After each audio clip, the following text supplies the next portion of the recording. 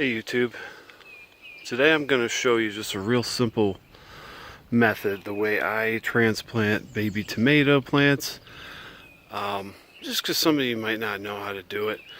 It's just a real basic thing, but I know what seems to work for me. I've been planting them a few years and this is what works for me. So usually I till up the soil, put down some black landscaping fabric just to keep the weeds out. That's a lifesaver. That's optional, but let me get right to it.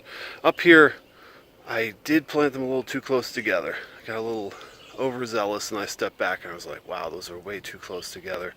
You usually want them at least a foot apart or more because they do get pretty big. But let me show you what I'm doing down in this bed.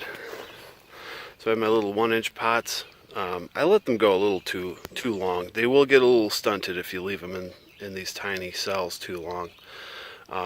But it shouldn't be too bad. So for the sake of using one hand here, I already have a plant ready. So all you want to do, all I do is just push your fingers down in the soil like so. Try to get down as deep as you can with a plant this tall because they're a little taller than they really need to be. But then what I do is I clip off these little baby leaves. They don't need them anymore. All these little hairs on here will actually turn into roots when I bury the stem, and that's the key. You want to bury as much of the stem as you can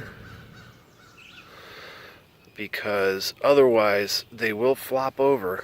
If you just put that little tiny root ball in there, it's gonna flop right over.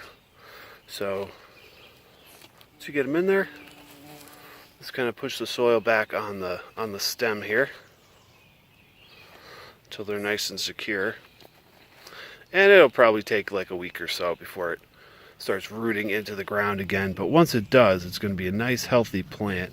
You can see it's not going to fall over or anything. It's going to stay right there. And that's it.